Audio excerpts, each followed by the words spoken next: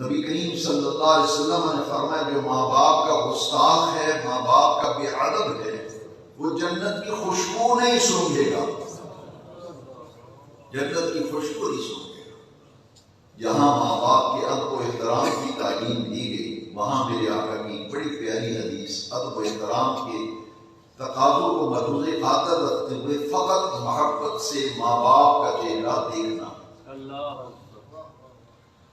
ادب سے احترام سے ماں باپ کا چہرہ محبت سے صرف تک لینا، صرف چہرہ دیکھنا۔ نبی کریم علیہ السلام نے فرمایا اسے مقبول حج کا ثواب ملے گا۔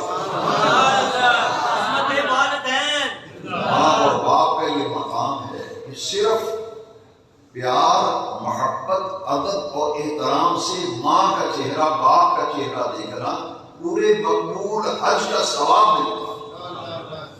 اور اس حدیث شریف میں صحابی نے سوال کیا حضور اگر دن میں 100 مرتبہ دیکھا جب سرکار نے یہ فرمایا تو صحابہ نے پوچھا کہ 100 مرتبہ محبت سے ماں باپ کا چہرہ دیکھ لیا تو پھر حضور برم سے 100 مبرور حج اور مقبول حج کا ثواب ہے۔ جتنی مرتبہ بھی دیکھے گا محبت سے، ادب سے، احترام سے، اسے مقبول حج کا ثواب ہے۔